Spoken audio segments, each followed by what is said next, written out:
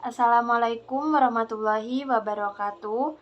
Nama saya Ihdina Liftan Ramalia, NIM 24105010064 dari kelas Perbankan Syariah 3 akan menanggapi video dari Bapak Dr. Abdul Wadud Nafis yang berjudul Ekonomi Tertutup dengan Kebijakan Pemerintah atau yang bisa disebut dengan perekonomian 3 sektor. Pengertian perekonomian 3 sektor. Perekonomian 3 sektor adalah perekonomian yang terdiri atas 3 pelaku ekonomi, yaitu rumah tangga, pemerintah, dan perusahaan. Siklus perekonomian 3 sektor yaitu seperti gambar di samping yang menjelaskan tentang pengeluaran dan pendapatan dari rumah tangga, pemerintah, dan perusahaan. Pengeluaran dan pendapatan tersebut berupa gaji, upah, sewa, bunga, dan laba. Terdapat 2 perubahan penting akibat campur tangan pemerintah. Yang pertama, pemungutan pajak yang dilakukan pemerintah atau T menambah pendapatan agregat atau AE pada industri dan rumah tangga.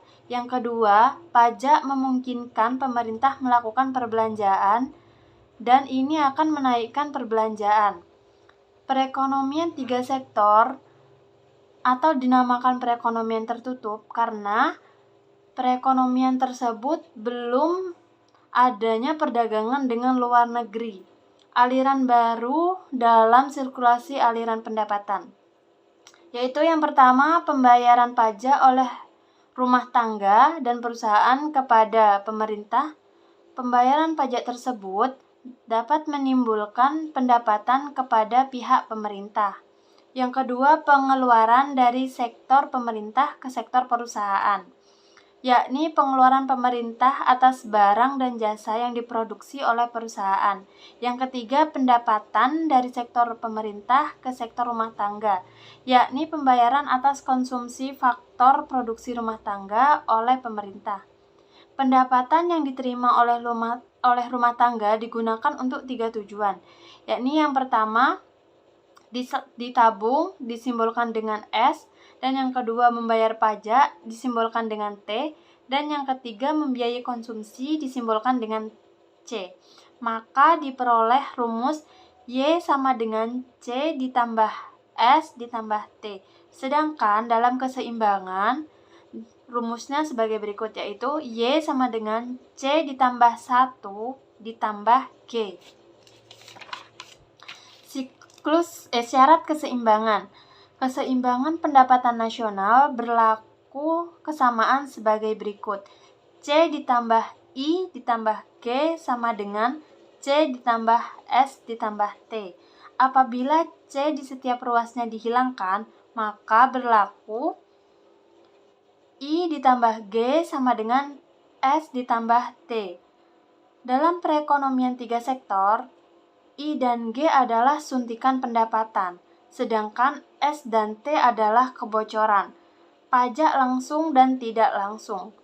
Yang pertama, pajak langsung adalah jenis pungutan pemerintah secara langsung dikumpulkan dari pihak yang wajib membayar pajak. Dan yang kedua, pajak tidak langsung adalah pajak yang dapat dipindah-pindahkan kepada pihak lain. Bentuk-bentuk pajak pendapatan. Yang pertama, pajak regresif. Pajak turun ketika pendapatan naik. Yang kedua, pajak proporsional merupakan pajak tetap, dan yang ketiga, pajak progresif. Pajak naik ketika pendapatan naik. Efek dari pajak terhadap konsumsi dan tabungan. Dalam perekonomian 3 sektor, akibat adanya pajak, pendapatan disposable menjadi lebih kecil dari pendapatan nasional. Perhubungan antara pendapatan disposable dan pendapatan nasional persamaannya sebagai berikut. YD sama dengan Y dikurangi T. Penurunan pendapatan disposable akan mengurangi konsumsi dan tabungan rumah tangga. Sekian penjelasan dari saya. Mohon maaf bila banyak terjadi kesalahan dalam materi maupun ucapan. Wabillahi taufiq wal hidayah. Wassalamualaikum warahmatullahi wabarakatuh.